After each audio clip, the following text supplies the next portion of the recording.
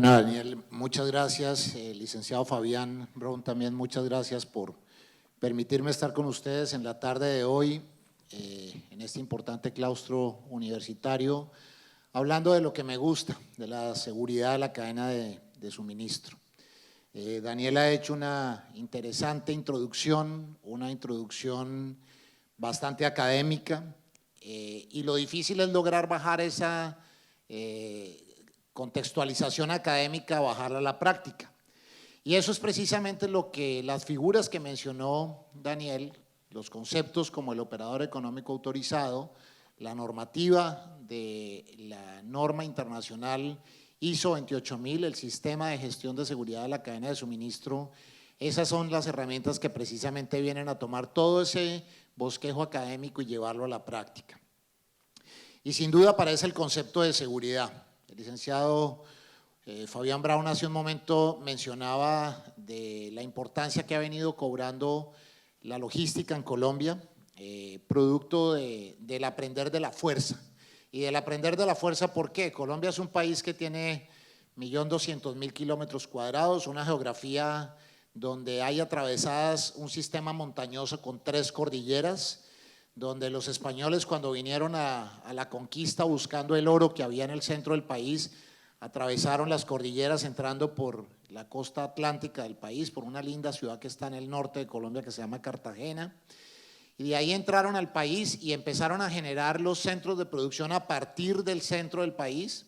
Y cuando llega la internacionalización de la economía colombiana, encontramos que Colombia importa insumos para fabricar productos, los lleva al interior del país, atraviesa 1.600, 1.700 kilómetros de carreteras, un sistema montañoso bastante complejo donde se pasa de 0 metros a nivel del mar y se sube a 4.000, 5.000 metros en carretera para poder llevar un camión. No hay un sistema férreo precisamente por esa condición. Y se transforman los productos ahí en el interior del país y luego los sacamos nuevamente y los llevamos a la costa norte y a la costa pacífica para poder despacharlos hacia el mercado internacional. Y Daniel también mencionaba el costo de los fletes y mencionaba el costo de todo este proceso, pero hay que agregarle otro elemento en el cual nosotros hemos venido siendo afectados por muchos años y es el tema de la inseguridad. La inseguridad derivada de muchos elementos. Colombia ha sido un importante laboratorio en todo lo que tiene que ver con el crimen, desafortunadamente. Hemos tenido el fenómeno de narcotráfico, el fenómeno del terrorismo, los secuestros, la extorsión, el boleteo, la piratería terrestre, todos los fenómenos delictivos que ustedes puedan tener en sus mentes y producto del conocimiento que a diario se ve en las noticias, eso lo tuvimos en Colombia. Y entonces los gerentes de logística, las personas que trabajan en la logística en estas organizaciones en Colombia, pues han tenido que lidiar con todo esto. El paro de transportadores, el paro de indígenas que bloquean carreteras, pero además los desastres naturales producto de los derrumbes en las vías, unas vías que hace muchos años eran bastante arcaicas, hoy ya estamos entrando en vías de tercera y cuarta generación que permite que el tráfico de la logística se mueva con mayor velocidad. Pero todo este aprendizaje nos ha llevado a la conclusión de la importancia de la implementación de medidas que hoy son muy importantes como el ISO 28000 y el operador económico autorizado. Producto de este fenómeno del narcotráfico, el estigma presente en Colombia es bastante fuerte. Hace un par de semanas me fui a dejar a mi hija menor a una universidad en los Estados Unidos, se ganó una beca, es futbolista y se ganó una beca en una universidad al norte de Ohio, y le decía, mire, cuando usted se vaya a presentar en la universidad con sus compañeros, que seguramente vienen de muchas partes del mundo, tenga cuidado porque seguramente cuando va a hablar de Colombia, cuando va a decir de Colombia, le van a decir que si seguramente trae cocaína, o si trae marihuana, o si trae drogas. Porque desafortunadamente el estigma que pesa sobre nuestro país en temas de narcóticos pues es bastante importante. Mucha gente en el mundo tiene la referencia de nuestro país por el tema de las drogas.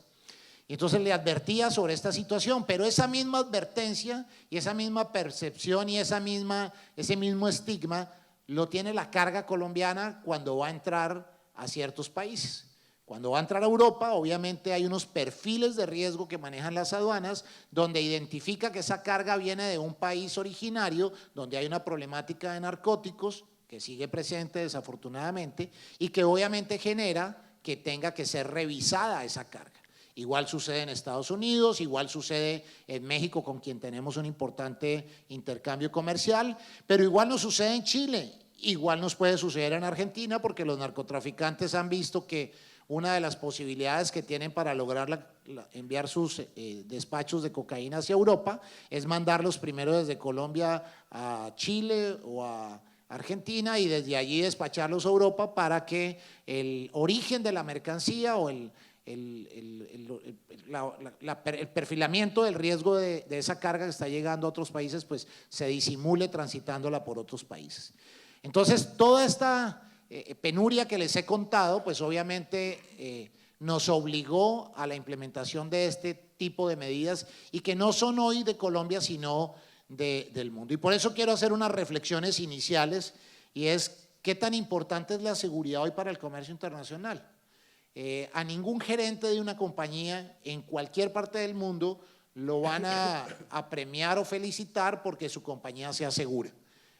Lo van a premiar o a felicitar, incluso a bonificar si la compañía cumple los objetivos en términos de rentabilidad, en términos de logró los objetivos económicos que la compañía se estableció, logró cumplir las metas, pero no si es segura o no es segura. Por lo tanto, la importancia de la seguridad, la importancia de la seguridad en la cadena de suministro, pues no es prioritaria para las organizaciones, teóricamente. Y por eso, al final de la charla, ustedes sacarán sus conclusiones sobre estas reflexiones, si hoy es prioritaria, si hoy es importante la seguridad en el comercio internacional. Otra de las reflexiones es, normalmente la seguridad es vista como un gasto y no como una inversión. Y ese es otro de los conceptos también que se reevalúan con estas figuras y que a través de la charla voy a permitirme demostrarles que efectivamente la seguridad se convierte en una inversión, más no en un gasto en las organizaciones. Pero ¿cuánto debo gastar y cuánto debo gastar o invertir en la seguridad? Y ya Daniel lo mencionaba cuando habla de la gestión del riesgo. Y entonces la gestión del riesgo me permite determinar qué me puede pasar, cómo me puede pasar y si llega a pasar, cuál es el impacto que va a generar. Y ese impacto yo lo voy a comparar contra cuánto estoy invirtiendo en materia de seguridad. ¿Qué tan rentable es ir al médico cada año para que preventivamente pueda detectarme algo que si no hago esa inversión en el médico, cuánto me va a costar posteriormente por algo que me debieron haber detectado y que no me lo detectaron? Entonces, fíjense cómo se va cambiando el concepto de la seguridad. Y una última reflexión. ¿Es obligatoria la seguridad? Y entonces resulta que ahora con estos programas de seguridad, como el operador económico autorizado, como el ISO 28000, termina volviéndose mandatoria la seguridad dentro de las actividades del comercio internacional. Decía un comisionado de aduanas de Estados Unidos hace algunos años que la seguridad es una nueva asignatura en el comercio internacional. El mundo cambió con el 9/11, nuestras vidas cambiaron. El comercio internacional cambió con el 9/11. Ya el intercambio de personas, de bienes, de información, de productos, ya no se puede hacer de la misma forma como se hacía antes del año 2001. Las cosas cambiaron. Hay nuevas reglas, nuevos parámetros, nuevas normatividades que definitivamente cambian la operación del comercio internacional. Antes del 9/11 tomábamos un vuelo internacional con 1 hora de anticipación. Hoy nos toca estar 3 horas antes. Bueno, pero ¿eso qué tiene que ver llegar 3 horas antes? En la logística estamos todos los días sometidos a 2 retos, el reto del tiempo y el tema del costo. 2 retos importantes. Y entonces, si ese pasajero tiene que estar 3 horas antes, pues tuvo que haber invertido 2 horas más para poder llegar al aeropuerto con esa anticipación y obviamente eso significa costo. Pero también hay un proceso de revisión al pasajero. Antiguamente pasábamos con facilidad al avión, hoy no. Hoy tenemos que pasar por un filtro de seguridad donde hay 2, 3, 4, 5 personas que están revisándonos qué llevamos en nuestros equipajes, nos hacen quitar los zapatos, el cinturón, nuestra chaqueta. Es decir, nos toca hacer un proceso de control que cuesta. Y bueno, ¿y quién está pagando eso? Cuando viajen, por favor, miren la discriminación del costo de su boleto aéreo y van a encontrar que ustedes, nosotros, estamos pagando un fee de seguridad con el cual están haciendo ese proceso de revisión. Por lo tanto, el 911 sí nos afectó a todos, a quienes tomamos un avión, a quien despachamos un contenedor, a quien moviliza una carga de un lugar a otro. El 911 cambió en términos de tiempos y en términos de costo todo este elemento. Muy bien.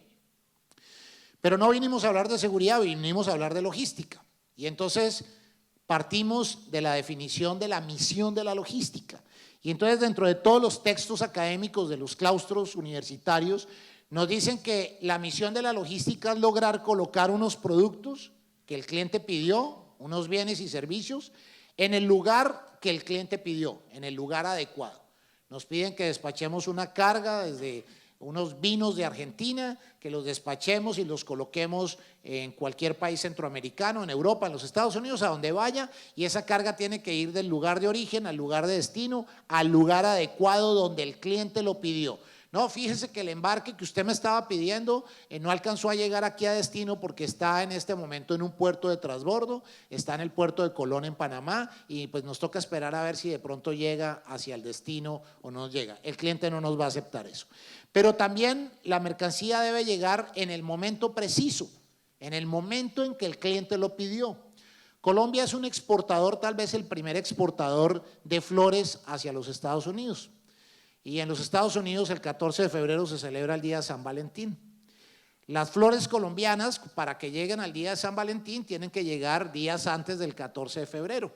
Y entonces toda la producción se moviliza, miles de gente trabajando en los cultivos de flores, tanto de Colombia como de Ecuador, que es otro proveedor importante. Y entonces los aviones se van con las flores y llegan al aeropuerto de Miami, que es por donde mayoritariamente entra la flor a los Estados Unidos, y llega la flor para que el 14 de febrero el cliente norteamericano pueda ir a comprar unas flores y entregárselas a las personas queridas en el día de San Valentín. Pero si la flor no llega en el momento preciso, sino llega al 15, pues esas flores nadie las va a comprar.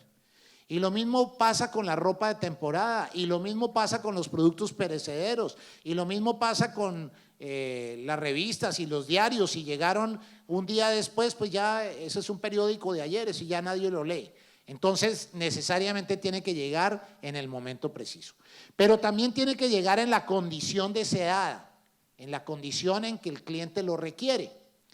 Y en los países de origen de drogas particularmente, existen unos controles por parte de las autoridades antinarcóticos, en el puerto de Guayaquil en Ecuador, en el puerto de Callao en Perú, en los puertos colombianos, en los puertos centroamericanos que son utilizados para el trasiego de drogas.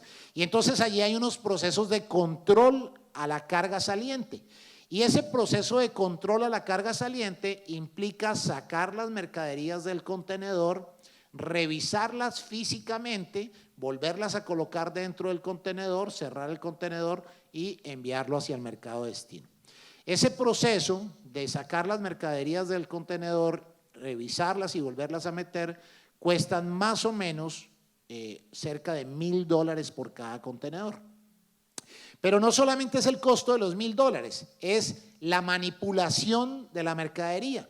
Entonces, el producto que viene empacado, la autoridad antinarcóticos en estos puertos que les menciono, quieren abrir el producto para revisar qué es lo que viene dentro del producto. ¿Por qué? Porque desafortunadamente los narcotraficantes han utilizado carga legítima para esconder dentro de los productos una buena cantidad de narcóticos.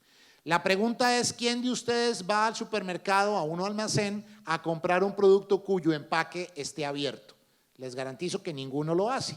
Es más, siempre vamos a la góndola en el supermercado y siempre tomamos un producto de atrás que no esté expuesto porque pensamos que los productos de primera línea son productos que están manipulados, que los han tocado, que los han observado, y entonces tomamos un producto ojalá de atrás cuyo empaque esté perfecto. Y llegamos a nuestras casas y quitamos el empaque y utilizamos el producto.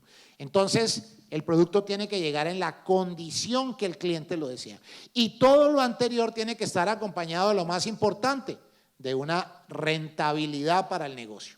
Y entonces si mi contenedor y mi carga se demora más en llegar al destino y tiene más inspecciones y más revisiones, pues menos voy a emplear más tiempo y por supuesto me va a costar más. Y son los dos elementos con los cuales vamos a estar jugando todo el tiempo, con el tiempo y con el costo. Entonces, bajo esta perspectiva, necesitamos algo, una herramienta que permita que la carga vaya más rápido y que tenga menos costos. Pero esto normalmente es inversamente proporcional. Si yo voy a una compañía de mensajería, a un UPS, a Federal Express o cualquiera de las que existan en la Argentina, y le digo, necesito que esta paquetería llegue más rápido, me dicen, sí, si quiere que llegue más rápido, usted va a tener que pagar más. No, yo necesito tener menos tiempo y menos costos. ¿Cómo hago? Suena bastante complejo, pero vamos a ver que definitivamente sí se puede. Esta gráfica confusa que ustedes ven ahí, llena de líneas, son la relación de cadenas de valor de diferentes compañías globales. Por ejemplo, una compañía que está en Japón, vamos a colocarle nombre, se llama Toyota, y entonces esa compañía Toyota tiene una subsidiaria en los Estados Unidos, pero tiene otra en Alemania, tiene otra en Suiza, tiene otra en Reino Unido, tiene otra por aquí en Francia, tiene otra en España. Entonces las líneas significa la relación que hay de una empresa Toyota en Japón con Toyota en Estados Unidos, con Toyota. Y entonces ustedes observan que hay una gran concentración en Europa, hay una gran concentración en los Estados Unidos, por aquí en Asia, por aquí algo importante en México, donde México se está convirtiendo en un taller muy importante. 6 de cada 10 vehículos que ruedan en los Estados Unidos son fabricados en México. Todas las armadoras, ensambladoras de vehículos están en México hoy día. Entonces, esa gran cadena de valor tiene un elemento común, o mejor dicho, hay amenazas que están afectando esas cadenas de valor, la logística de esas cadenas de valor. Por ejemplo, voy a mencionar un caso. Hay una compañía que está por aquí en Corea, que está aquí en Asia, que se llama Kia Motor. Seguramente aquí se venden vehículos Kia. Kia es del grupo Hyundai, es un grupo coreano que su base está en Corea. Ellos salen por aquí de un puerto que se llama Busan. Desde ahí envían contenedores llenos de productos, también vehículos llenos de productos, y los envían a través del puerto de Lázaro Cárdenas en México. Ingresan las mercancías por Lázaro Cárdenas y van hacia el norte de México, al estado de Nuevo León, una población pequeñita de 30,000 habitantes que se llama Pesquería, y ahí tienen una fábrica que construye, que fabrica, que ensambla 1,000 vehículos al día, 1,000 vehículos Kia Forte al día. En el 2018 van a fabricar 2,000 vehículos al día, el Kia Forte y el Kia Rio. Y entonces esos contenedores que salen de Busan rápidamente llegan al puerto de Lázaro Cárdenas y entran por Lázaro Cárdenas hacia Pesquería, se fabrican los vehículos y de allí esos 1,000 vehículos, el 85-90%, se va hacia los Estados Unidos por la frontera, por Laredo, Texas y por el puente de Colombia, también en Nuevo León, cruzan hacia Estados Unidos y el restante 15% sale por el puerto de Altamira hacia Latinoamérica, particularmente hacia Centroamérica, Caribe y Suramérica. Seguramente aquí también van a llegar pronto los vehículos que ya se están fabricando aquí en México. Y entonces todo ese escenario que les cuento y les traigo como ejemplo con esta compañía, pues se ve afectado por ciertos factores derivados de fenómenos como el narcotráfico, el terrorismo.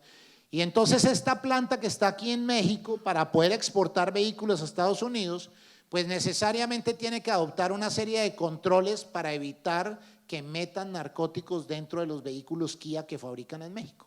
México es el principal productor de marihuana en el mundo. Le quitó a Colombia ese penoso lugar hace algunos años. Y entonces las autoridades norteamericanas a lo largo de la frontera tienen que establecer una serie de controles para evitar que en la carga legítima de esta empresa, como de muchas otras, no vayan narcóticos.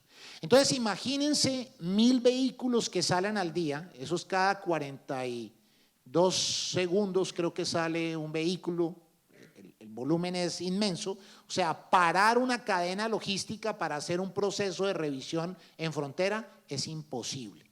1,850 vehículos que crucen en un día por una frontera. El comercio entre México y los Estados Unidos vale $1 millón por minuto. $1.000.000 por minuto. Son 30.000 camiones que cruzan diariamente la frontera de México hacia Estados Unidos. ¿Quién inspecciona, quién revisa, quién controla eso? Nadie. Puede ser la potencia del mundo, puede ser lo que sea. Es imposible hacer un control de lo que cruza de México hacia los Estados Unidos.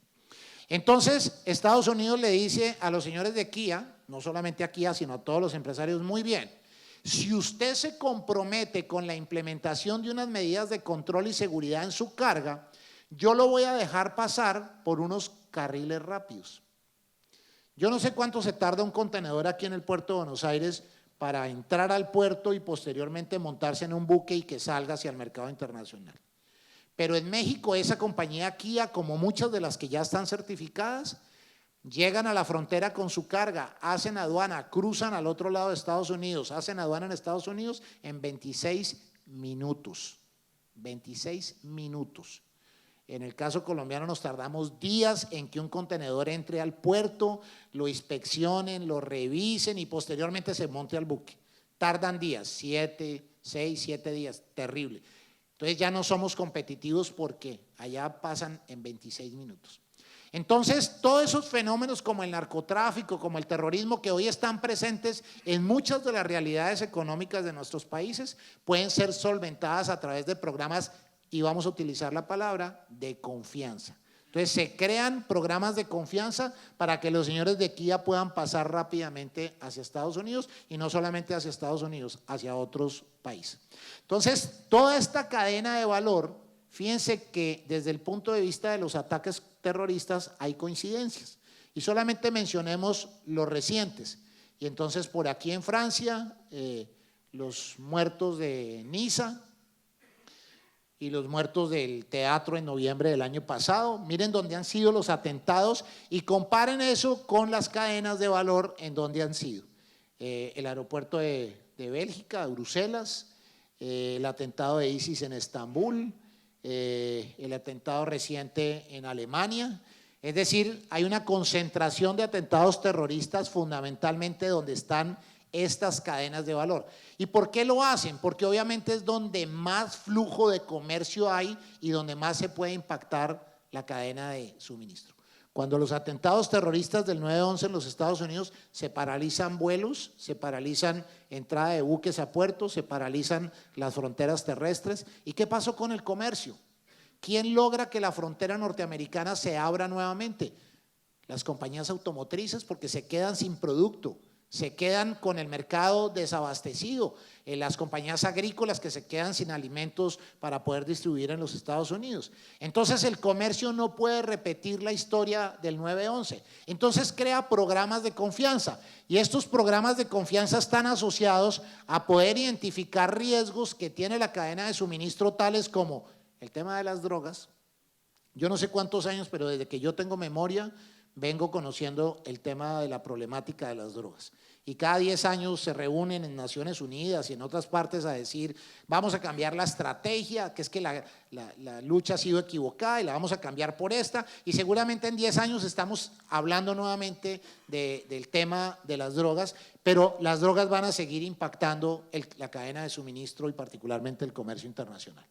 El tema del tráfico de armas, hay un negocio importante de unos lados y de otros, y entonces las armas también vienen dentro de contenedores y se movilizan a través de la cadena de suministro. El tema de terrorismo, obviamente en la medida en que hay un ataque terrorista inmediatamente impacta a la cadena, se paralizan vuelos, se cierran aeropuertos, se cierran puertos, se cierran fronteras. El tema del tráfico de divisas, pues hay un tema de doble vía, van para el norte las drogas y del norte hacia el sur vienen los dólares escondidos dentro de contenedores escondidos dentro de la carga. El tema de la falsificación y la piratería es otro elemento también común. Y a estos 5 elementos es lo que por allá un profesor muy conocido venezolano que se llama el profesor Moisés Naim menciona como las 5 guerras de la globalización. Y esas 5 guerras de la globalización están todas presentes en la cadena de suministro. Yo no conozco la primera naviera de los carteles de la droga. Ellos utilizan las navieras comerciales. Yo no conozco las compañías de transporte terrestre, aéreo que sean de los narcotraficantes, a lo mejor pueden haber de fachada, pero utilizan la misma cadena de suministro que utiliza un exportador o un importador legal. Es decir, le contaminan, y ese término lo hemos acuñado, de contaminación de la carga. Es que me metieron algo dentro de mi carga para poder llegar al mercado internacional. Y a ese exportador que le contaminan la carga, no lo llaman y le dicen, mire, yo voy a meter 500 kilos de sustancias ilícitas dentro de su contenedor, cuénteme cuánto le costó el flete y yo le pago por el flete. No, eso no lo hacen. O sea, van de gratis dentro del contenedor con la mercancía y obviamente le generan el impacto que si llega a ser descubierta, pues obviamente tiene un impacto significativo. Si mañana una compañía de Argentina envía productos a los Estados Unidos y dentro de su contenedor llegan drogas, tiene que pagar $35.000 por cada kilogramo de cocaína que vaya dentro del contenedor. Si es en Europa, la norma es mucho más clara o un poco más fuerte, mejor, dice el valor de la multa es de un triplo del valor comercial del producto en Europa. En Europa un kilo de cocaína vale 35.000 euros, por lo tanto la multa sería de 105.000 euros por kilo. Y los narcotraficantes no meten un kilo, meten 100, meten 500. ¿Cuánto cuesta una multa para una compañía? Y entonces ahí es donde el gerente de la compañía dice, no, yo jamás pensé que esto pudiera sucederme. Eso era impensable, esto, ¿qué de mala suerte he sido? Dios no me acompaña. No, ahí Dios no tuvo nada que ver, la suerte no tuvo nada que ver, simplemente no hubo un análisis de riesgo que identificara que su cadena de suministro puede ser afectada. No, pero es que ese problema de Argentina no es de las drogas. ¿Cuántos de sus contenedores hacen tránsito cuando van hacia el norte hacia Centroamérica o Norteamérica? ¿Cuántos hacen tránsito en puertos de transbordo como Callao, como Guayaquil, como Buenaventura, como Colón en Panamá? ¿Cuántos de ellos hacen tránsito en esa zona? Y en esos puertos de tránsito, ahí pueden colocar las drogas, no necesariamente que sean introducidas aquí en la Argentina. Entonces, fíjense en lo importante del tema de un buen análisis de riesgo para poder identificar realmente qué es lo que nos pueda pasar. Y miren las publicaciones que hacen los diarios cuando sucede un evento terrorista. Hollande despliega a los militares y cierra fronteras. Desde la Segunda Guerra Mundial no se cerraban las fronteras francesas. Y en los atentados terroristas del año pasado, el presidente Hollande hace un estado de emergencia y determina cerrar fronteras. Y al cerrar fronteras cierra el comercio. Y al cerrar el comercio paraliza la actividad de los empresarios. ¿Cómo hace un empresario francés que importa productos desde España, que importa productos desde otro lugar para fabricar sus productos? ¿Cómo le hace? Entonces, ahí es importante la existencia de estos programas de confianza. Cerró la frontera, pero 1.100 empresas que están certificadas como operador económico autorizado en Francia pudieron seguir trasladándose por las fronteras. Europa hoy día tiene 14.000 empresas certificadas operador económico autorizado. Por eso no es coincidencia que ustedes en esa gran cadena de valor encuentren una gran fortaleza en Alemania. 14.000 empresas, de las cuales 4.500 hoy son empresas alemanas. Entonces hay una relación directa en todo este efecto que se genera cuando hay un hecho terrorista que obviamente obliga a incrementar los controles en la cadena de suministro, y entonces si yo soy de confianza, no obstante que hay controles, yo voy a seguir pasando sin ninguna dificultad. Y para ello entonces viene un gran reto para las autoridades. ¿A quién dejo pasar y a quién no dejo pasar? Entonces las aerolíneas, para poder cautivar a sus viajeros frecuentes, se inventaron una tarjeta de viajero frecuente. Y a ese viajero frecuente que viaja mucho le dicen, tranquilo, usted cuando llegue al aeropuerto usted no va a hacer la fila normal que hacen todos. Usted va a entrar por un tapete rojo, una fila VIP, y a usted lo voy a tratar mejor y usted va a llegar mucho más rápido, no se preocupe, usted no tiene que hacer toda la fila, sino va a tener una atención preferencial y va a pasar más rápido. Muy bien. Y entonces, ¿cómo hace para que ese viajero pueda pasar más rápido? Pues es un viajero conocido, que viaja frecuentemente en la aerolínea, que tiene un nivel de confianza, y entonces lo van a atender mucho más rápido. Los aeropuertos han ido, o las autoridades aeroportuarias de inmigración han ido un poquito más allá. En Estados Unidos se dieron cuenta que no podían controlar el 100% de pasajeros y entonces crean una figura que se llama el Global Entry, y entonces viajeros frecuentes en los Estados Unidos van y se inscriben y hacen un proceso de entrevista y le dicen: a partir de ahora usted ya no va a llegar a donde un funcionario de inmigración, usted va a llegar donde una máquina. Y usted llega a una maquinita que parece un cajero electrónico y saca su pasaporte y toma su pasaporte y lo pone en la hoja donde está su fotografía y lo pone encima de la maquinita, pone su huella, le toman una fotografía, imprime un papel y sigue y entra sin toda esa penosa línea que nos toca hacer al resto de humanos, a que nos atienda un oficial de inmigración, a que nos pregunte a qué vamos, cómo vamos, si traemos dinero, si no traemos dinero, cuándo fue la última vez que entró, nos mira feo, nos ponga los dedos, oprima la foto, el interrogatorio, y cuando ve uno que otras personas pasan por la maquinita y siguen en una migración automática. Entonces, a esa persona que es de confianza la van a dejar pasar más rápido, a los que no somos de confianza, pues entonces nos van a poner por la línea y nos vamos a tardar más. Y entonces vienen dos elementos fundamentales, que es la facilitación y la seguridad. ¿Cómo lograr ese equilibrio entre facilitación y seguridad? Y ahí viene el gran reto, pero es el reto que tienen que asumir todos los gobiernos. Y entonces el gobierno de la Argentina ya está trabajando en el tema de cómo crear operadores, y entonces Daniel no lo mencionaba, los operadores confiables.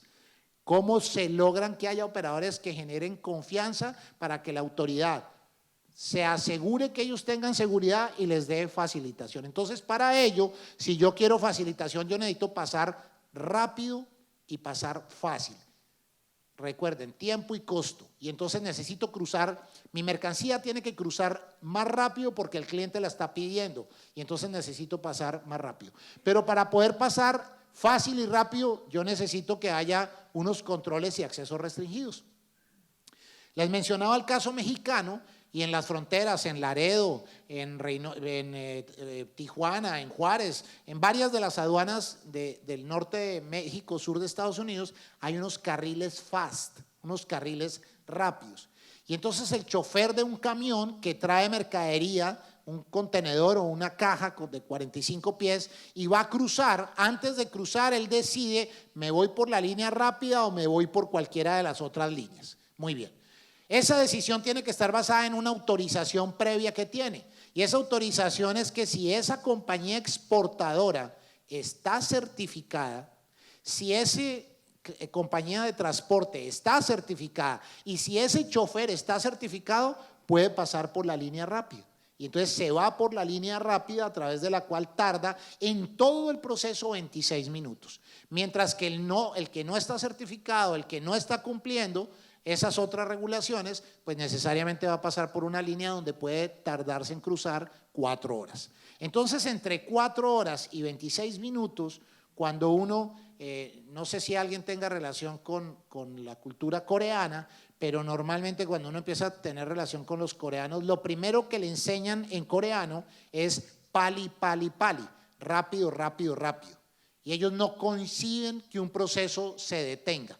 Y entonces necesitan velocidad en la cadena de suministro y necesitan que esa carga que va a cruzar a Estados Unidos pase pali, pali, pali, pase rápido, rápido, rápido. Y para que pase rápido, pues van a utilizar un carril restringido, un carril que no es para todos, un carril que es para las compañías que han demostrado seguridad, conformidad y que tienen una certificación que le permite a la autoridad decir: a esta compañía sí le voy a brindar facilitación.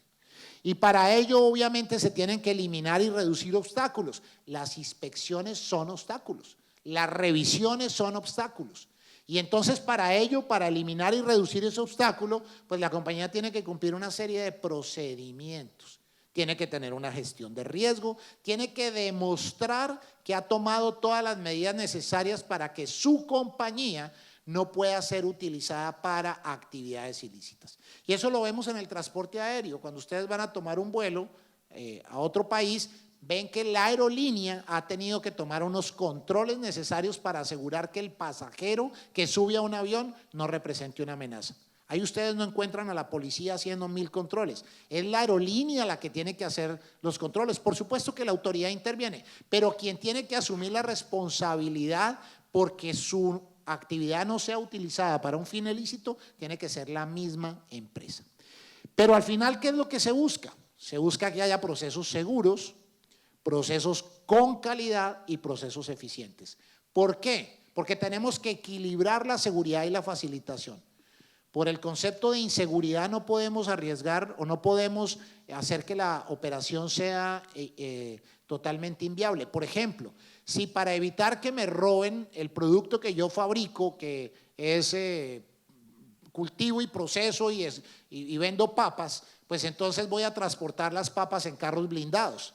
Pues no, porque el carro blindado me va a costar mucho más y la utilidad que yo esperaba pues la perdí al transportar en carros blindados. Entonces tengo que tener un equilibrio entre la seguridad y la facilitación. Y ese equilibrio es el que le va a permitir a las autoridades calificar a las empresas como operadores confiables. Y este mismo esquema de operador confiable yo lo voy a mantener a través de sistemas de gestión como ISO 28001. Este esquema me genera confianza y entonces la confianza permite que la autoridad confíe en mí. ¿Por qué? Porque tengo razonablemente gestionado el riesgo y por eso somos insistentes en el concepto de la gestión del riesgo, que le permita a la autoridad ver que la empresa tiene una adecuada gestión del riesgo, con la cual le da confianza y le permite que la compañía pueda seguir de manera rápida. Quiere decir entonces que voy a tener mayor confianza en la medida que yo logre mitigar el riesgo. Pero esto no solamente es para cuando me vayan a certificar. Sucede algo muy interesante. No sé cuántos de ustedes están involucrados en sistemas de gestión en 9000, 14000, OCHAS 18000. En cualquiera de los sistemas de gestión seguramente muchos de ustedes han tenido que sufrir las penurias de las auditorías de ISO, cuando viene ese auditor a revisarnos. Y entonces un mes antes de la auditoría, el responsable del sistema manda correos electrónicos diciendo, recuerden que en un mes tenemos la auditoría, acuérdense en que hay que hacer todo lo que no hicimos en 11 meses, queremos hacerlo durante un mes. Entonces, en materia de seguridad de la cadena de suministro, quien nos está evaluando todos los días es el delincuente. Aquel que se quiere apropiar de nuestra carga, aquel que quiere contaminar nuestra carga, ese es el que nos está haciendo auditoría. Por lo tanto, la confianza que nos da la autoridad, la confianza puede arruinarse. ¿Qué es aquello que tarda 20 años en construirse, pero solamente 5 minutos en arruinarse? La reputación de las organizaciones. Cuando puedan, ingresen a YouTube y por ahí googleen o en Google googleen, hubo un caso muy reciente de una compañía que se llama La Costeña. La Costeña tal vez es el principal productor de productos alimenticios enlatados de México para exportación a Estados Unidos. ¿Y qué sucedió en esa compañía? La menciono porque está publicado en la internet, es una información pública con el nombre y el video y las fotografías de la compañía. Un par de empleados en el área de producción, es un tema donde se debe garantizar la inocuidad del alimento porque es un producto que luego no lo vamos a comer, y entonces aparecen un par de empleados, el uno tomando una selfie y el otro con sus pantalones a las rodillas, y el de que está con los pantalones abajo está orinando sobre la línea de producción donde están los alimentos que se están empacando en los productos enlatados. Y esa fotografía se fue a internet. Y entonces la compañía que tiene 20 años construyendo una reputación de productos limpios, de inocuidad, de todo lo que ustedes tienen, en 5 minutos con una acción de un par de empleados arruina su reputación. En solo 5 minutos. No fue culpa de la compañía, fue de los empleados, cuál fue el interés de hacer daño, todo lo que ustedes quieran. Pero entonces se pregunta uno por qué un par de empleados tienen un celular en una zona de producción donde es una zona inocua, donde ni siquiera pueden entrar ningún elemento diferente a su ropa especial de trabajo para no contaminar el producto. Y entonces no hubo gestión de riesgos, no hubo controles, porque pues como no pasa nada, no, fíjese que aquí no, eso que usted está diciendo aquí no pasa, no, aquí no ha pasado. ¿Cuántas veces usted se ha muerto? No, pues ninguna, pero quiere decir que usted toma medidas para evitar morirse, porque si no las toma se va a morir más rápido. Entonces la gestión de riesgo la no gestión del riesgo, la no adecuada continuidad del riesgo, pues puede afectar mi reputación. ¿Por qué? Y lo mencionaba también Daniel, porque hay un alto nivel de incertidumbre. Entonces yo lo que tengo que hacer es reducir el nivel de incertidumbre para poder prevenir, predecir qué es aquello que me pueda pasar para poder tomar las acciones y evitar que esto pase. Y les decía que definitivamente los hechos del 9/11 cambiaron la historia. ¿Y por qué la cambiaron? Esto sucede en septiembre del año 2001, el 11 de septiembre. Inmediatamente el gobierno de los Estados Unidos cambia toda la estrategia de seguridad del país, crea una nueva entidad que se llama el Homeland Security, el Departamento de Seguridad Nacional de los Estados Unidos. Y simultáneamente crea una estrategia que se llama el CITIPAD, la alianza entre la aduana, el comercio, trade, la alianza entre ellos dos contra el terrorismo. Y entonces crea un programa de vinculación del sector privado y de la aduana para prevenir el terrorismo en la cadena de suministro internacional. ¿Por qué? Estados Unidos dice, ¿qué pasa si mañana en el puerto de Long Beach, que recibe no sé cuántos miles de contenedores al día, hay una arma, un explosivo en el puerto y explota dentro del puerto? ¿Cuál es el impacto que eso genera al comercio? ¿Qué pasa si hay un atentado terrorista con explosivos en el puerto de Buenos Aires? Pues ¿cuál es el impacto que genera para el país, para el comercio internacional, para las empresas donde ustedes laboran? ¿Cuál es el impacto? Entonces, el gobierno de los Estados Unidos en el año 2003 lanza esta iniciativa del CITIPAD, que consiste en certificar los importadores norteamericanos en materia de seguridad, pero a su vez los señores de la aduana norteamericana empezaron a viajar aquí a Buenos Aires, a Santiago de Chile, a Brasil, a Kuala Lumpur, a Hong Kong, a todas partes del mundo, a poder verificar qué controles de seguridad tenían los exportadores de cada país que enviaban productos a esos importadores que se estaban certificando en CITIPAD. Un tema costoso, poco sostenible.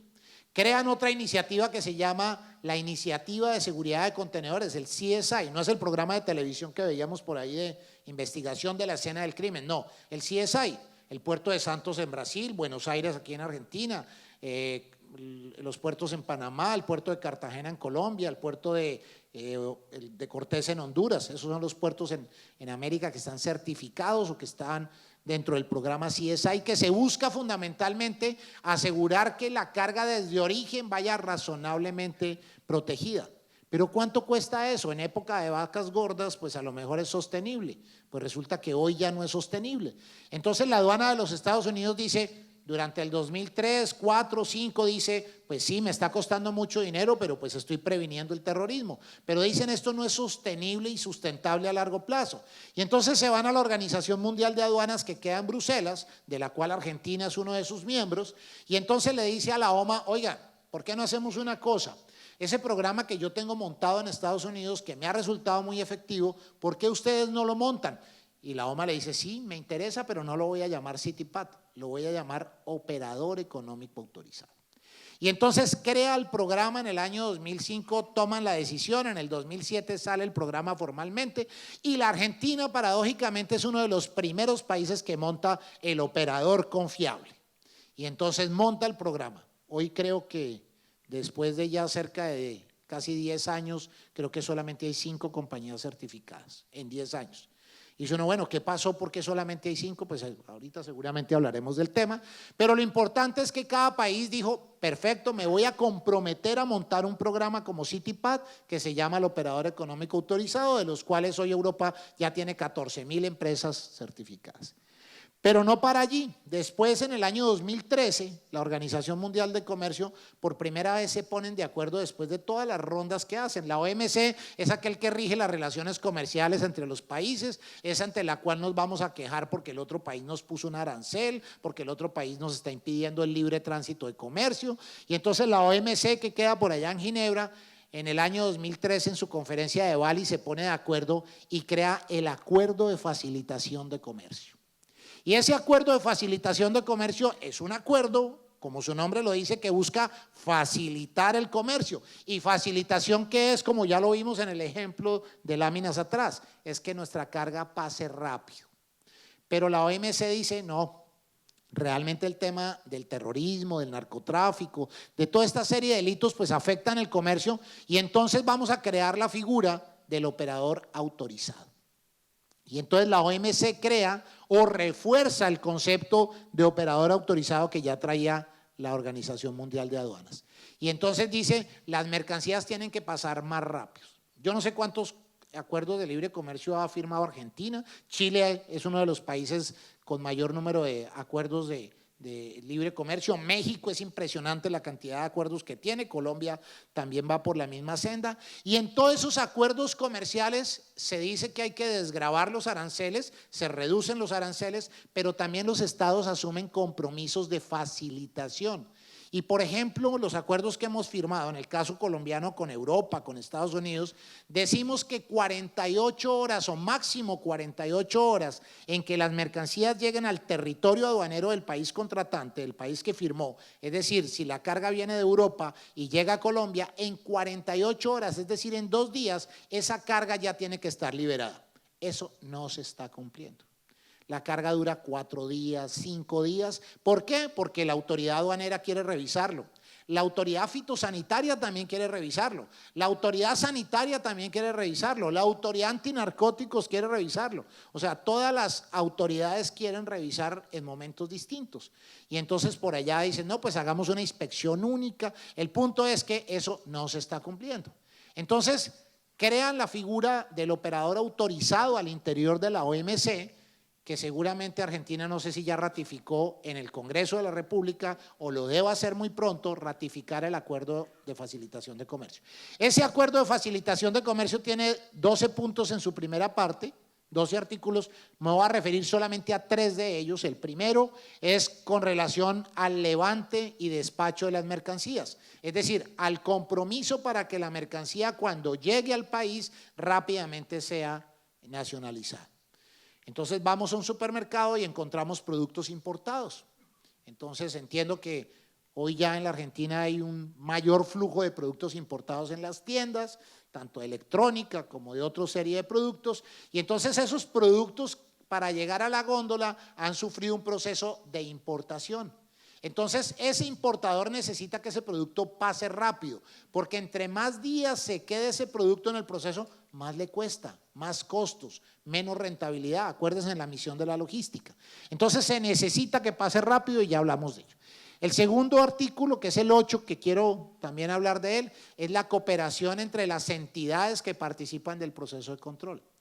Si un contenedor es revisado por la autoridad aduanera y luego revisado por la autoridad de Agricultura y luego por la Autoridad de Vigilancia de Medicamentos y Alimentos y luego por otra autoridad, ¿cuánto cuestan esas inspecciones? ¿Cuánto dura la carga? Y entonces estos señores, dice el acuerdo de facilitación de comercio, dice, tienen que reunirse y ojalá creen un esquema de inspección única. Si alguna de las entidades quiere revisar, le notifica a las otras, señores, necesitamos revisar, así que por favor vengan todos al tiempo y abrimos una sola vez el contenedor. Maravilloso, ventanillas únicas, etcétera. Y por último, dentro de este mismo acuerdo, la cooperación aduanera. ¿De qué le sirve a una compañía argentina como Habana, que está certificada, operador autorizado, que exporte sus alfajores hacia Estados Unidos o a donde los exporte y allá llega el contenedor y se lo revisan, se lo inspeccionan, se lo abren, se lo manipulan? Entonces, ¿de qué le sirve?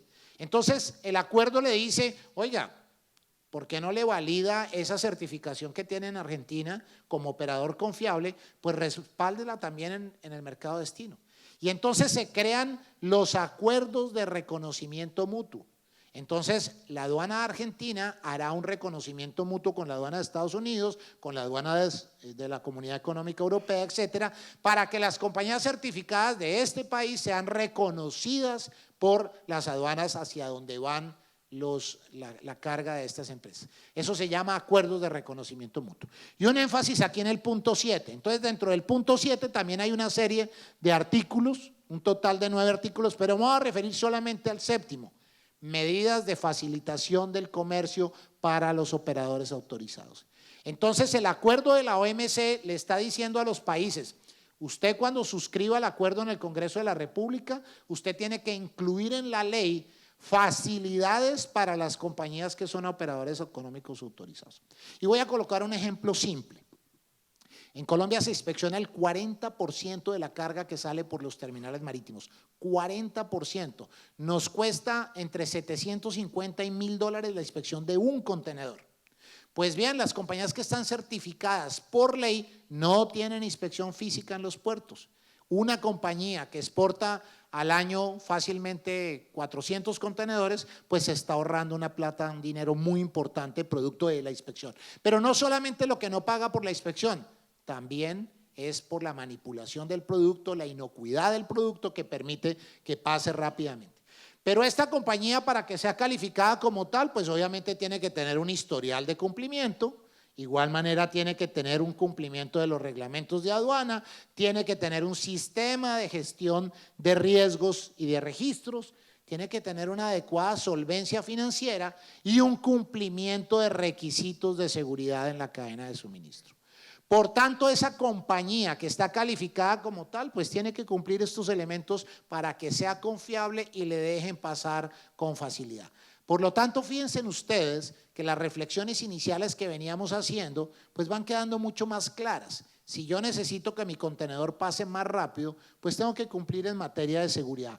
Por tanto, lo que invierto en seguridad ya no es un gasto, se convierte en una inversión porque mi carga va a poder pasar con mayor velocidad y voy a tener menos costos en el proceso de comercio internacional.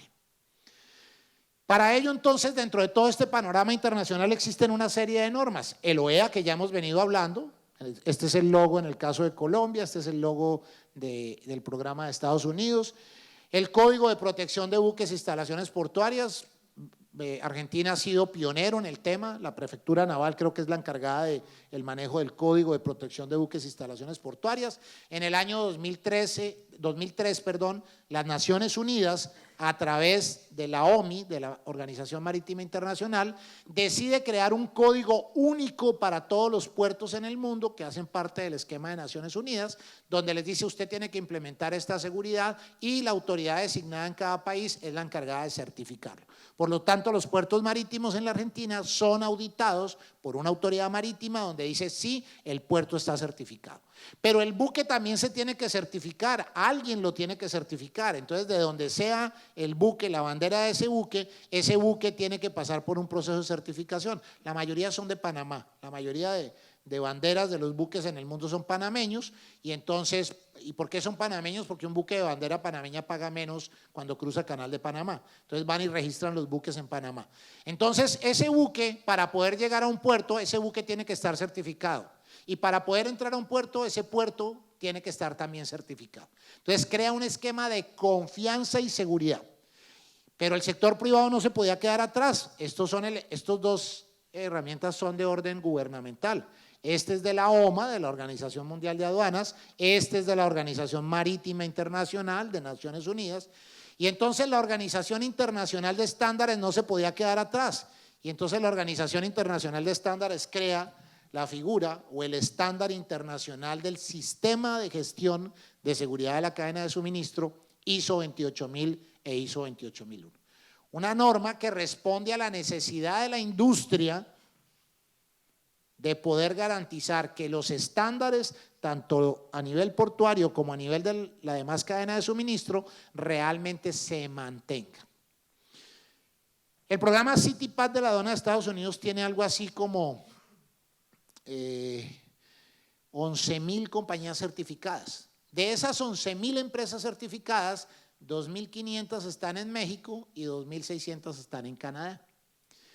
¿Por qué menciono el tema de México? Porque tal vez la cultura de México hacia la Patagonia es similar. ¿Y similar en qué sentido?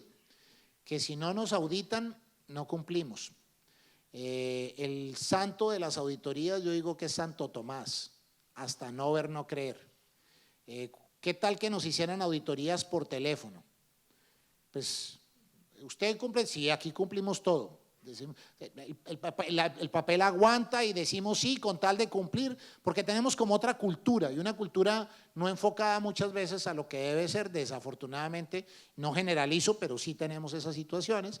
Y entonces la aduana de Estados Unidos con su programa CITIPAT es un programa de confianza. y hace auditorías en muchos casos por teléfono, llama al importador y ¿qué hubo? ¿Usted cómo va? No, ya subió su autoevaluación, sí, ya se autoevaluó, perfecto. Imagínense nosotros autoevaluándonos solamente, ojalá ese es el deber ser, pero si no viene el funcionario a auditarnos, no nos preparamos. Entonces, la Organización Internacional de Estándares, consciente de eso, dice, voy a crear una norma que permita que estos programas gubernamentales puedan mantenerse, además porque las aduanas no tienen capacidad para estar yendo año con año a auditar a las empresas. Las auditan la primera vez y cuando vuelven, a los 2, 3, 4, 5 años, ¿y qué pasa si no nos auditen? Pues abandonamos el sistema. Entonces la ISO 28 y 28000 viene a generar un mecanismo a través del cual se puedan mantener los programas operador económico autorizado. Y hablemos primero del operador económico, algunos puntos, y luego nos metemos ya con el ISO 28000.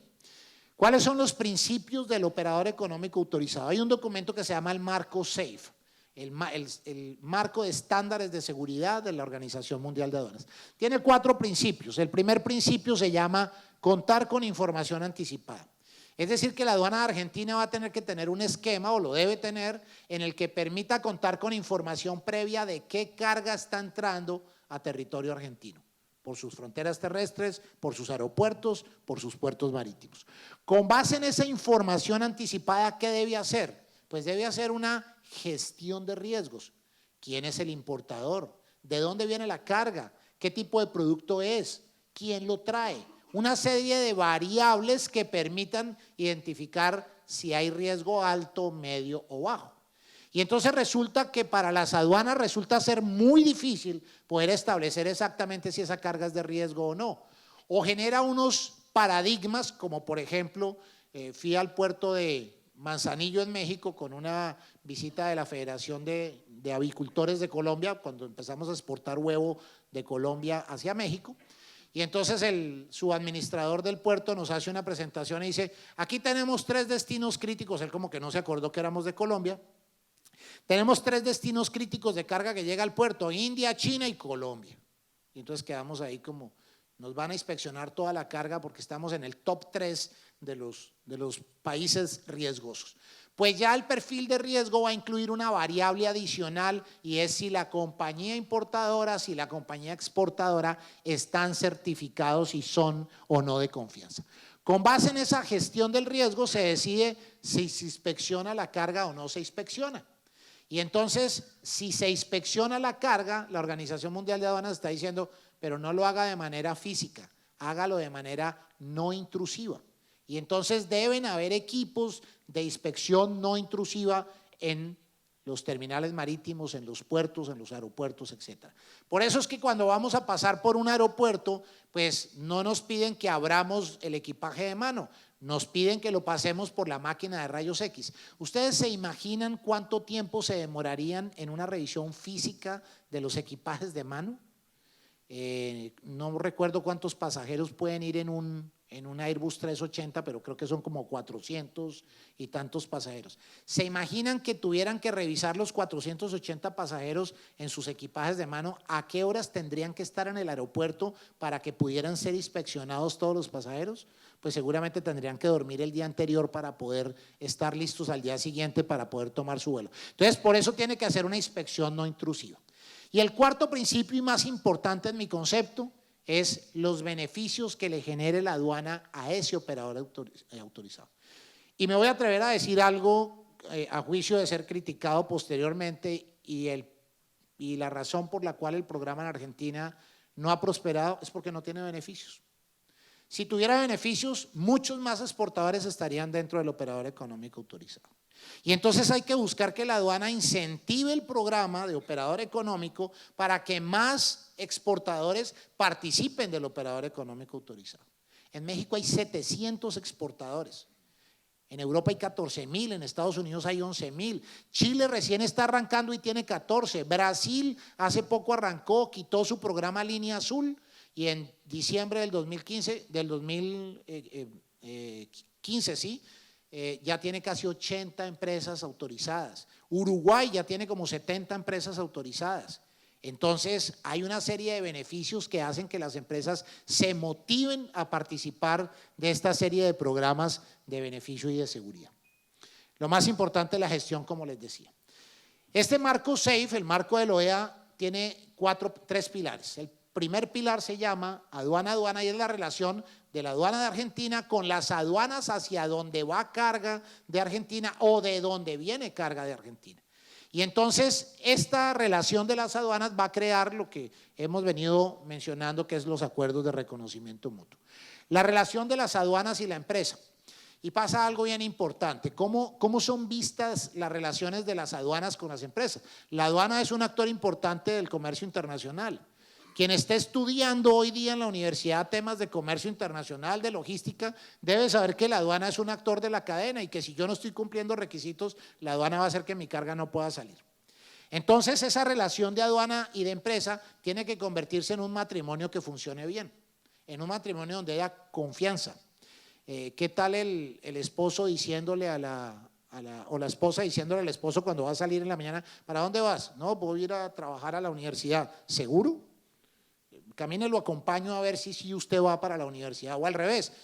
Oye, vas al trabajo, si te va a acompañar a ver si vas al trabajo o no. ¿Y quién te está llamando al celular? No, pues un compañero. A ver, yo miro y le pregunto a ver si es compañero. ¿Cuánto dura ese matrimonio? Ese matrimonio está basado en confianza. Y entonces este matrimonio aduana-empresa tiene que cimentarse en confianza. ¿Qué trae en el contenedor? Lo que le declaré. Ah, perfecto, siga sin ningún inconveniente, no tiene problema, siga con su carga.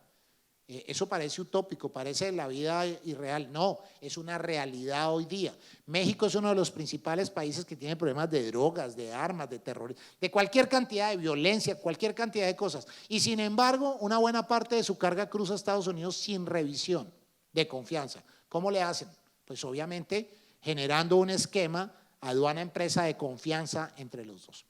Y un tercer pilar del marco recientemente incorporado es la relación con otras agencias. ¿Por qué?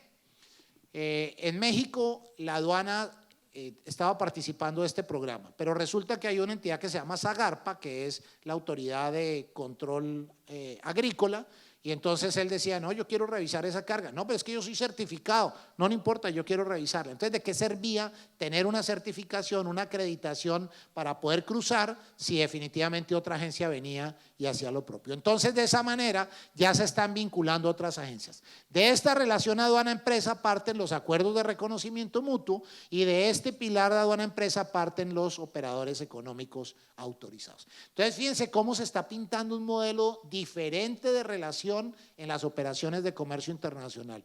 En algunos países sorprende. Hace un mes hicimos el primer congreso del operador económico autorizado en Guatemala, donde la relación entre la aduana de Guatemala y los operadores de comercio de Guatemala era totalmente antagónica. Y en tema de confianza, un presidente se cayó, tumbaron un presidente por temas de aduana. Entonces, ¿qué confianza tiene el sector privado en su aduana? Ninguno. Y entonces, a través de esta figura vuelve a recobrarse la confianza.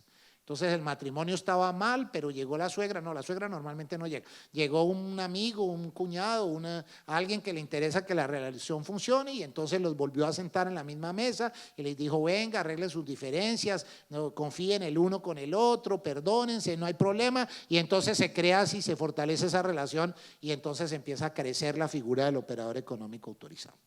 Donde ustedes encuentren banderitas azules, son puntos donde ya hay programas económicos, operadores económicos autorizados. Si ustedes observan en Argentina, hay un programa funcionando que solamente tiene como 5 o 6 empresas, sí, y que tiene que cambiar y que tiene que fortalecerse, sí. ¿De quién depende? El actor privado es un actor fundamental para que este programa en la Argentina tenga un número mayor de empresas. Normalmente siempre le echamos la culpa al Estado, le echamos la culpa a la aduana. Es que la aduana no hace, es que México es muy exitoso en su programa operador económico autorizado, supremamente exitoso. Los operadores autorizados tienen 52 beneficios, les devuelven el IVA, son exentos de una cantidad de cosas, una serie de beneficios aduaneros, tributarios, cambiarios, de agilización, todo lo que ustedes no se imaginan. ¿Por qué lo hacen? Porque allá los gremios, las cámaras, la academia, las universidades, Yo tengo la fortuna de participar como docente en el TEC de Monterrey, y es una cátedra que está dentro de los programas de negocios internacionales, de logística, y la docencia, la academia está empujando fuerte para que esto se mantenga, porque estos son herramientas de facilitación. En Sudamérica, el único país que no tiene programa por ahora es Venezuela. Yo creo que se va a tardar un poquito en constituirse el programa. Y Paraguay, que ya está por lanzar su programa. De resto, todos los países ya tienen programa. Ecuador está ahí en un piloto que lo debe terminar pronto. En el caso de Centroamérica, Honduras, Nicaragua y El Salvador son los 3 programas que están bastante crudos y que seguramente al final del año ya tienen que arrancar. En el caso de Norteamérica, los 3 países lo tienen. La Comunidad Económica Europea, los 28 países, pronto 27 más, la Unión más el Reino Unido, que tienen programas, y obviamente Asia, donde no es casualidad lo eficiente que son con su logística, porque obviamente también tienen operador económico autorizado. Como ven ustedes, este no es un tema individual de Argentina, de Colombia, de Perú, es un tema global que definitivamente es una herramienta fundamental para que haya velocidad en la cadena de suministro. Cada país le puede colocar el nombre que sea, el logo que sea. Costa Rica lo llamó Programa de Facilitación Aduanera para el Comercio Confiable de Costa Rica. Les garantizo que dentro de poco le va a cambiar el nombre, como ya lo hizo México. México se llamaba Nuevo Esquema de Empresas Certificadas, ahora se llama OEA, igual que en el caso de Colombia, de Perú, de Chile. ¿Y por qué he colocado estos 4 países aquí a la izquierda? Esos países conforman hoy día algo que se llama la Alianza del Pacífico. Y esa Alianza del Pacífico, el 1 de mayo pasado, dio inicio a su acuerdo comercial. ¿Qué dice el acuerdo comercial de la Alianza del Pacífico? A partir de la fecha se desgrava el 92% de los aranceles de productos que se comercializan en estos 4 países. Y el 8% restante ya tiene un cronograma de desgravación gradual. Es decir, que ya no van a haber aranceles. Es decir, que yo puedo fabricar productos en Chile y mandarlos a Perú, a Colombia y a México sin arancel. Ya buena parte de los productos y los aranceles están acabados, pero todavía los que quedan ya se acaban. Muy bien. Pero no solamente es el tema de los aranceles. El 11 de mayo pasado, en la ciudad de Cancún, allá en Quintana Roo, en México, el señor Juan Ayalde, que es el director de la aduana de Chile, la señora Francinet, se me olvida su nombre, creo que ya no está en la aduana de Perú, el señor Luis Lara, el licenciado Luis Lara, director de la aduana de México, y el director de nuestra aduana, de la Santiago Rojas de Colombia, firmaron un documento en el cual se comprometieron a desarrollar el acuerdo de reconocimiento mutuo entre los 4 países. Quiere decir que una carga de un exportador colombiano que entre a México no tiene inspección, pasa derecho. ¿Cuánto significa eso para un importador mexicano y para un exportador colombiano? Significa el que su producto y su proceso sea rentable o no. De esa manera, el producto que hoy está llegando de Colombia, que por venir de Colombia tiene un perfil de riesgo alto, pues obviamente vaya a generar afectación. Hoy buena parte de carga que llega de Brasil hacia Europa está siendo sometida a procesos de inspección. Tomen los diarios y revisen cuántos casos de contaminación con narcóticos ha habido en el puerto de Santos en Brasil. Y por ello hoy día hay un proceso de inspección a la carga antes de ser abordada a los buques. ¿Cuánto cuesta eso? Si ya tenemos un programa de confianza, no vamos a tener que realizar esas inspecciones, tenemos menos tiempos y menos costos. Y simplemente estoy hablando aquí del vecino. O sea, alguien decía por ahí que cuando vean que las barbas de tu vecino se las cortaron, pues ve poniendo las tuyas en remojo. Entonces, rápidamente hay que ir tomando acciones para que nosotros no seamos objeto de esa serie de afectaciones. Estados Unidos, República Dominicana, Panamá, Guatemala, el OEA de Uruguay, el operador económico autorizado de Brasil.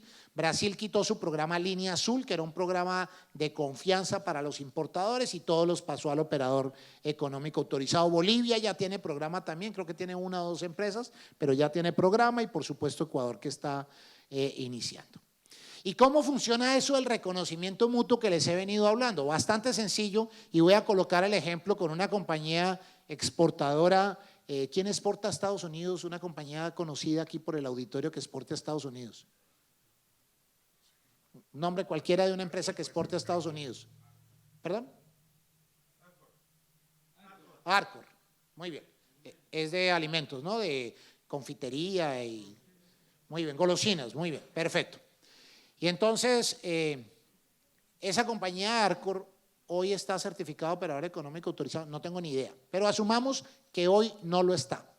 Y entonces esa compañía le exporta, es una compañía que no es operador económico autorizado y le está exportando productos a un cliente en Estados Unidos que no está certificado CITIPAT. Por lo tanto, el sistema informático de la aduana norteamericana identifica que esa compañía que está en la Argentina no es OEA y que el importador en Estados Unidos tampoco está certificado. Y se traduce en una operación de alto riesgo. ¿Quién la determina? El sistema informático. Y alto riesgo implica mande la inspección, mande la revisión y eso significa más tiempo y más costos. Pero resulta que el importador de Arcor en Estados Unidos a lo mejor sí es un operador económico autorizado, sí es una compañía CITIPAT en Estados Unidos. Pero Arcor todavía no lo es y entonces paso de este nivel de riesgo a este nivel de riesgo. El solo hecho de venderle a una compañía que está certificada CITIPAT en Estados Unidos asegura que el nivel de revisión a la carga en Estados Unidos es más bajo. Y menciono el caso de Estados Unidos, pero este es el modelo para todos los reconocimientos mutuos que vamos a tener en la Alianza del Pacífico y que hoy existen en muchos países. Y entonces resulta que Arcor dice, oiga, ¿y yo cómo hago para que todavía nos están revisando algo? ¿Cómo hago para poder llegar allá? Pues me certifico operador económico autorizado en Argentina y de esa forma paso al último nivel donde el nivel de riesgo va a ser mucho más bajo. Y ahí logro disminuir mis tiempos y disminuir mis costos. Mi producto va a llegar al lugar adecuado, en el momento adecuado, en la condición deseada y, por supuesto, aumentando o manteniendo la rentabilidad del negocio. Ese es el modelo de riesgo que utilizan las aduanas. Fíjense que aquí no les estoy hablando de seguridad, les estoy hablando de eficiencia logística. Entonces, cuando les decía que qué tan importante era la seguridad en el comercio internacional, bajo estos modelos empezamos a ver que realmente la seguridad se convierte en un elemento mandatorio para una operación de comercio internacional. Y entonces la compañía que tiene que cumplir una cantidad de estándares en materia de seguridad. Y entonces todos los programas OEA, el de Brasil, el de Chile, el de Colombia, el de Estados Unidos, el de la Unión Europea, todos los programas tienen que tener un esquema de administración de riesgos, un esquema a través del cual revisen a sus asociados de negocio, quién es mi transportista, quién es mi agente aduanal, quién es mi despachante de aduana, quién es mi operador logístico, quién es mi cliente, y entonces hay una revisión al socio de negocio que lo hace la empresa que se está certificando. De igual manera tengo que tener un control sobre mi unidad de carga, inspección al contenedor, colocar un sello de seguridad de alta seguridad bajo una norma ISO también, la norma ISO 17712. Y entonces tengo que hacer una inspección del contenedor y tengo que hacer una filmación del cargue del contenedor. Y a lo mejor algunos de ustedes dirán, oiga, ¿cómo así tengo que filmar el proceso de cargue? Sí, tengo que filmarlo. ¿Por qué? Porque el día de mañana que mi contenedor sea incautado con alguna sustancia ilícita, o cuando mi cliente diga que el proceso o la carga llegó incompleta, ¿cómo le demuestro? ¿De qué manera? Mire, yo le juro que eso no iba ahí. Mire, yo por mi mamá le juro que yo mandé completo. No, ahí no se vale, le juro. Ahí no. Muéstrele el video. Y una anécdota muy rápida. Hace muchos años yo trabajaba en una compañía que fabrica baterías. Hoy la compró Johnson Control, el mayor fabricante de baterías en el mundo. Era una compañía nacional en Colombia, pero que exportaba a diferentes sitios. Aquí llegamos a exportar baterías FAMAT en un tiempo. El dueño de esa compañía en algún momento vivió aquí en la Argentina, en el año 50 y algo. Y entonces le vendimos un contenedor o le vendimos un par de contenedores a una compañía en Cuba. A una compañía no, era del gobierno cubano, un agente de compras en Colombia que tienen allí. Entonces nos pide que le mandemos 2 contenedores. Desde el principio hubo cosas sospechosas, por ejemplo, cuando un cliente llega a comprar en el negocio de baterías pide descuento, dice, bueno, ¿a cómo me va a dar tales baterías? Descuénteme 3 centavos aquí, descuénteme.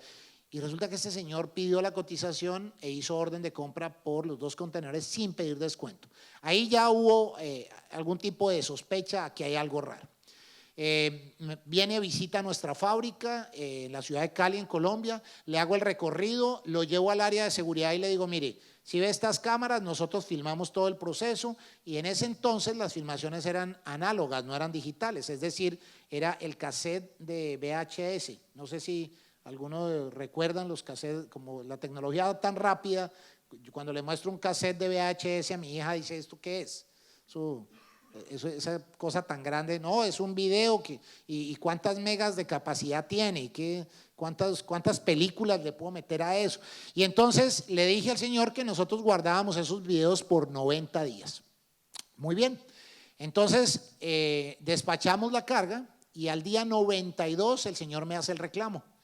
Bueno, fíjate que faltaron 2 estivas con no sé cuántas, casi 3 toneladas.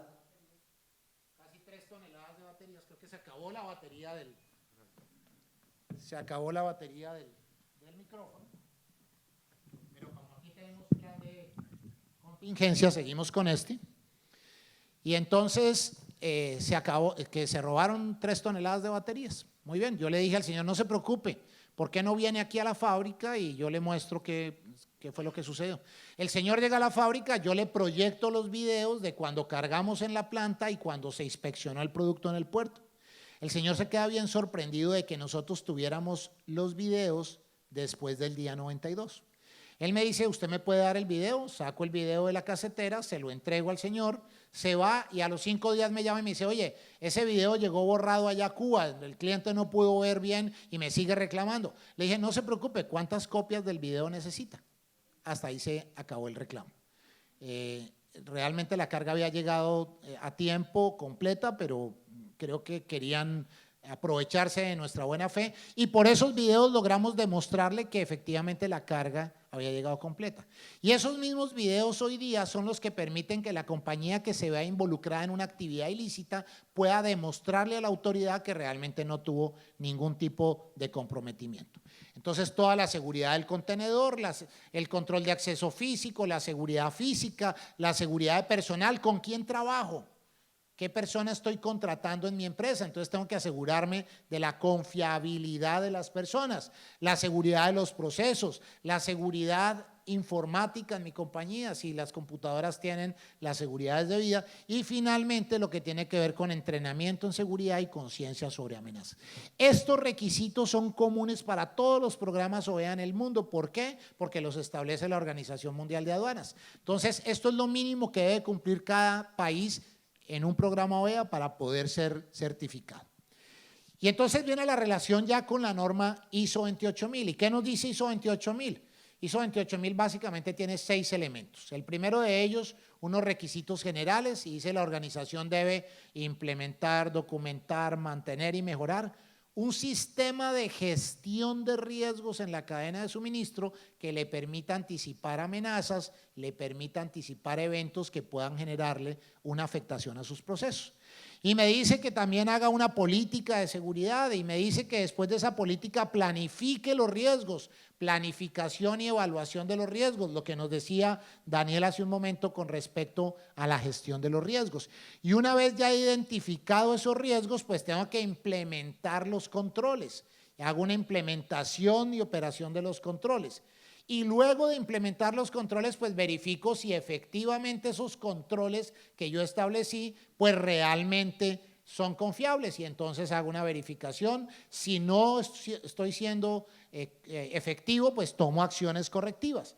Y por último, viene algo muy importante en las normas, que es el involucramiento por parte de la alta dirección. Y entonces viene la revisión por parte de la dirección y la mejora continua. Y entonces esto trae un ciclo de procesos como todas las normas ISO similares, pero involucra un elemento fundamental que es la gestión del riesgo, la gestión del riesgo de la cadena de suministro. Y esa gestión del riesgo de la cadena de suministro, ¿cómo la vemos dentro de la norma? La norma me dice que yo tengo que tener una política de seguridad, un compromiso de la organización para la seguridad. Y esa política debe estar soportada en objetivos. Y esos objetivos deben tener metas y esas metas deben ser medidas a través de indicadores. Y para poder cumplir esas metas y esos objetivos yo tengo que tener unos programas de seguridad que me permita alcanzar el objetivo y la política de seguridad. Y entonces dentro de todo ese esquema viene el proceso para la gestión del riesgos.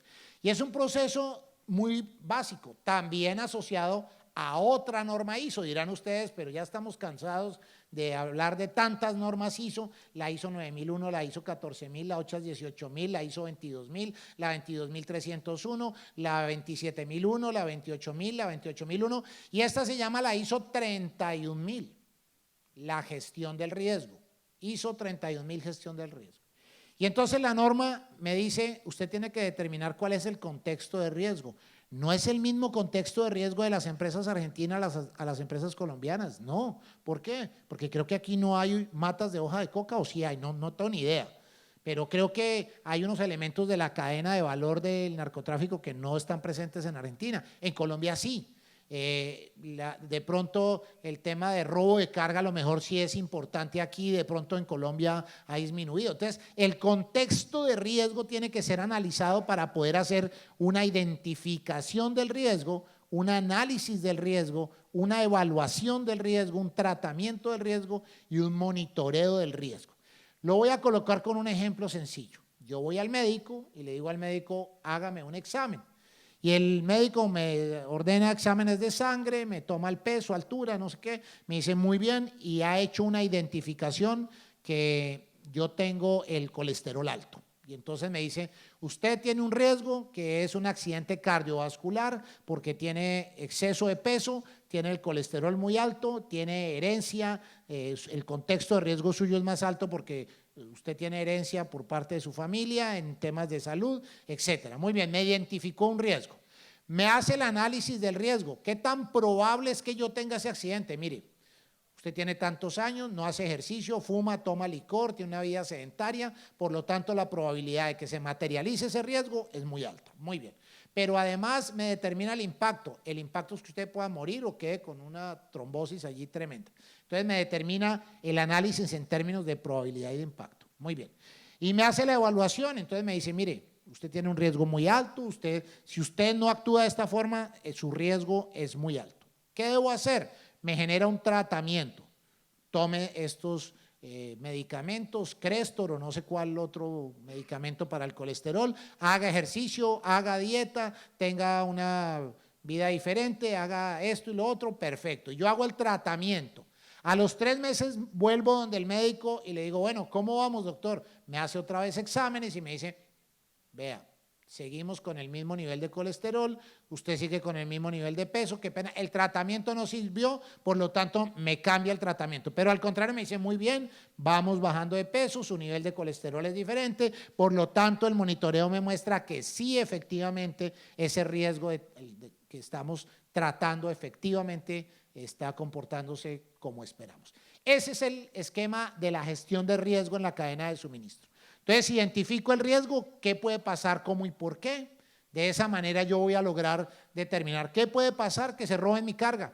Mi carga que estoy despachando en un camión de un punto A a un punto B, me la roban. Muy bien, ese es el qué. El cómo, entonces me asaltan el vehículo en la vía, se robaron la carga. No se cumplió la misión de la logística. La carga no llegó en el momento adecuado ni en la condición porque nunca llegó, asaltaron el camión y se robaron la carga. Muy bien. Ahora, ¿por qué se robaron la carga? Y entonces empiezo a identificar causas. Porque utilicé un transportista no confiable.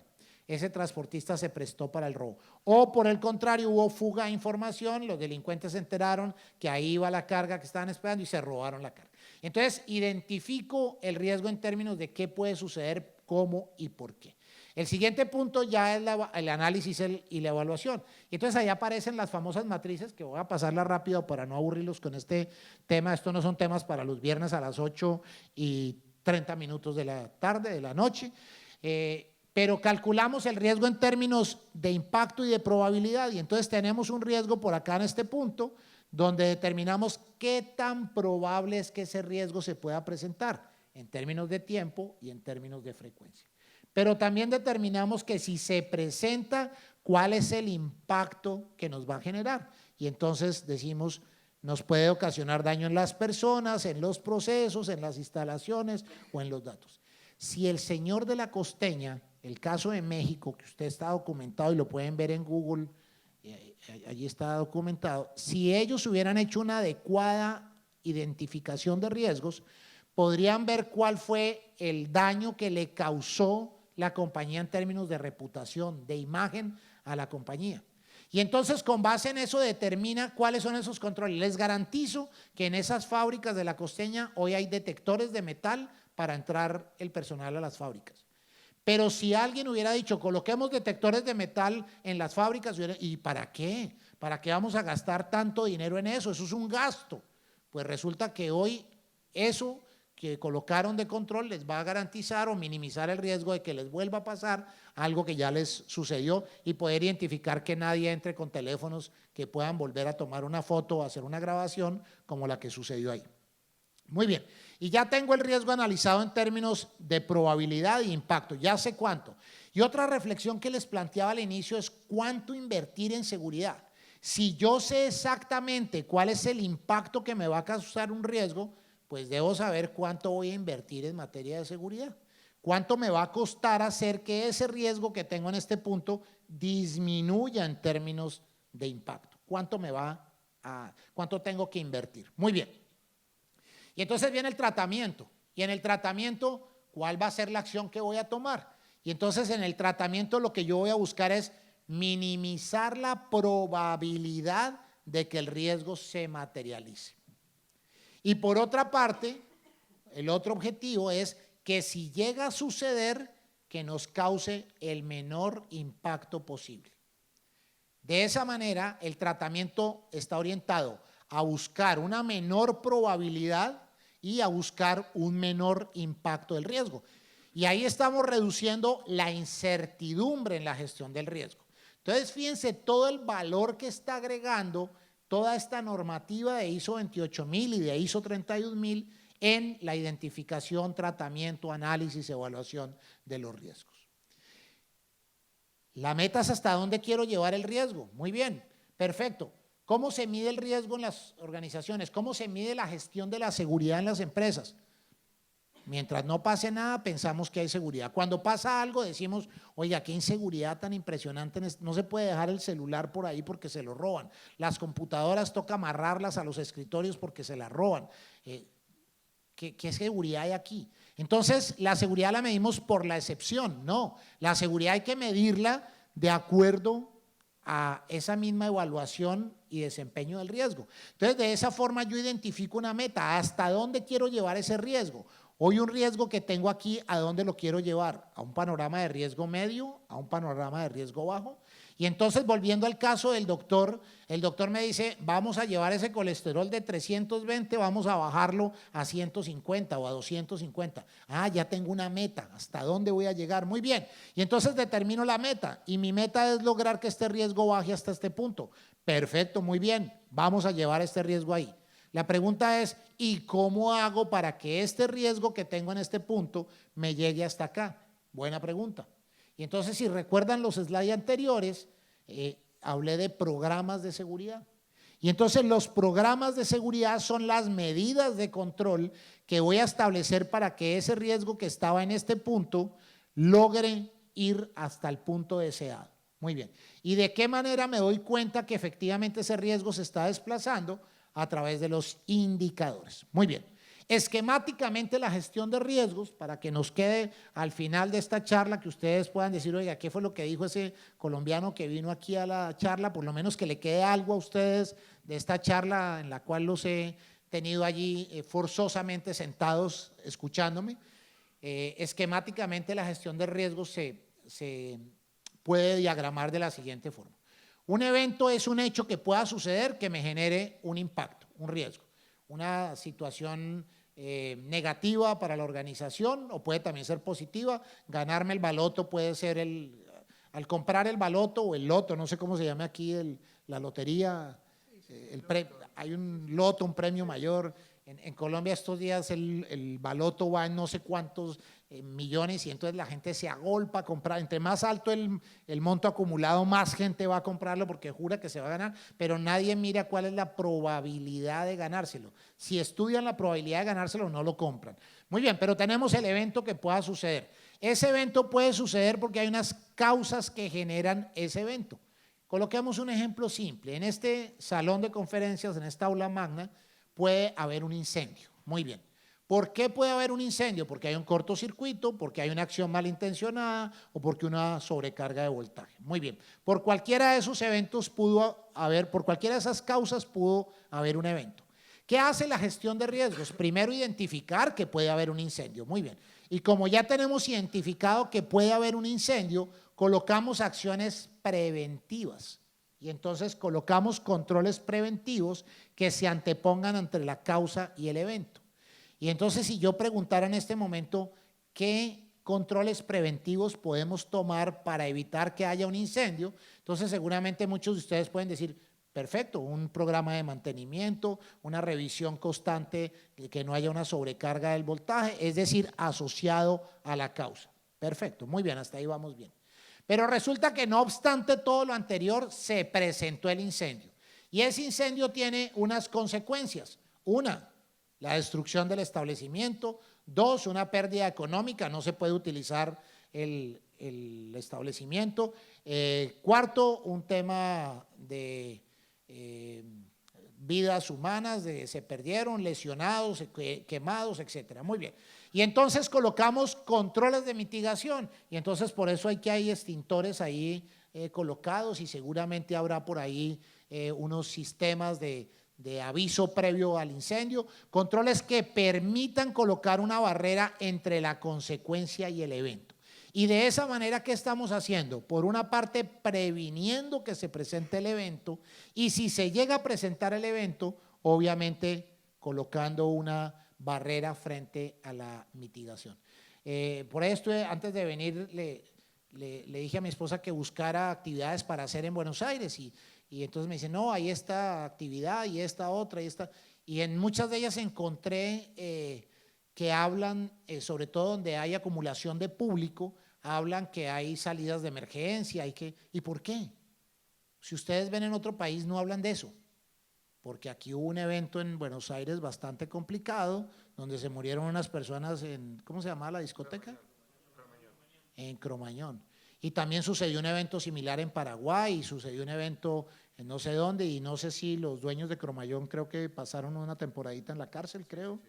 Entonces ya habla hay vías de evacuación y hay planes de emergencia y hay no sé qué.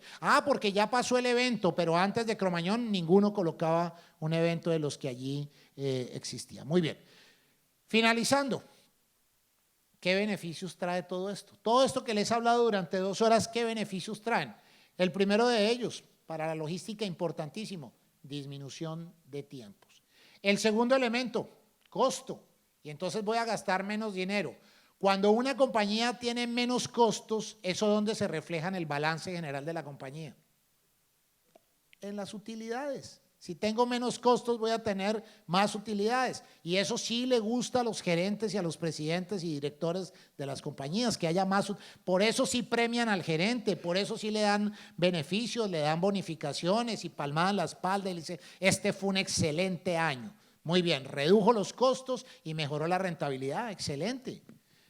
Elimina las averías en todo ese proceso de inspección, hay mayor confianza, acuerdos de reconocimiento mutuo. Y entonces mi cliente en el exterior cuando me vaya a comprar el producto me va a preguntar, ¿usted está certificado?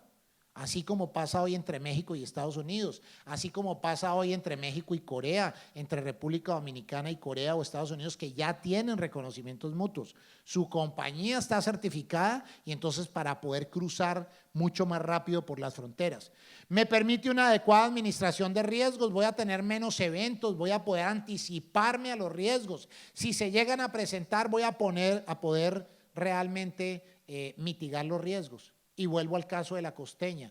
El riesgo que se materializó fue el que les mencioné, pero resulta que la reacción de la compañía, la rueda de prensa posterior, fue peor al hecho de la fotografía del selfie que se tomaron estos personajes. Yo creo que ese caso ya debe estar en las universidades como caso de estudio de un caso pésimamente manejado desde el punto de vista reputacional. ¿Cómo salimos ante el público a dar la información? ¿De qué manera salimos a decirlo? Un restaurante en el norte de Bogotá, casi todas las personas que van a Bogotá van a un sitio que se llama Andrés Carne de Res. Es un restaurante muy divertido que hay en el norte de Bogotá. Allá vive toda la comunidad diplomática acreditada en Colombia, allá viven sábados, viernes, domingos, es increíble. Y resulta que intentaron violaron a una niña en el parqueadero de ese restaurante. Y entonces cuando se arma todo el lío, el dueño del restaurante, el señor Andrés, no me acuerdo el apellido, sale frente a los medios y dice, no, pues es que esa niña se viene con una faldita pequeñita y se viene con un escote, o sea, la culpa fue de la niña. Y se le vino toda la comunidad femenina al otro día al restaurante, todas en minifalda, todas con escote, a hacerle un boicot a su restaurante. O sea, un evento que ya había sucedido, que generó un impacto, agravó el riesgo y al otro día las ventas de ese restaurante, por supuesto que fueron bastante malas. Entonces, ¿cómo hacemos para mitigar también los riesgos? Pero no solamente los beneficios son para las empresas, los beneficios también son para las autoridades. Las autoridades van a poder enfocar sus recursos limitados en aquellas operaciones que realmente sean de riesgo, porque ya tengo unos operadores de confianza. Y finalmente, pues un impacto mundial, porque se va a facilitar el comercio y se va a poder cumplir con ese acuerdo de facilitación de comercio en el cual están comprometidas todas las autoridades en el mundo. Cerrando, esto es lo que va a pasar o lo que pasa con las compañías certificadas. Y entonces la compañía certificada va por un carril rápido, los carriles rápidos que se ven particularmente en Estados Unidos, donde si lleva 2 o más ocupantes, el señor va a poder pasar rápidamente, mientras que los demás están haciendo la fila, gastando más combustible, perdiendo más tiempo, molestándose porque están en la fila, mientras que hay otros que por la izquierda pasan rápidamente y son las empresas certificadas. Muy bien, de esta manera quería dejarles el mensaje de la importancia de la seguridad en la cadena de suministro, de despertar el interés en la comunidad del comercio internacional, y en ello la academia es muy importante. En países donde el operador económico tiene gran desarrollo, también se ve la academia involucrada en el proceso de motivar a los alumnos de pregrado, de posgrados, de maestrías, en todo el tema de la seguridad de la cadena de suministro, porque a nadie más le conviene que a ustedes que la Argentina tenga un comercio exterior no solamente ágil, sino también seguro. No me queda sino agradecerles a ustedes que han tenido la paciencia de estar sentados ahí durante 2 horas.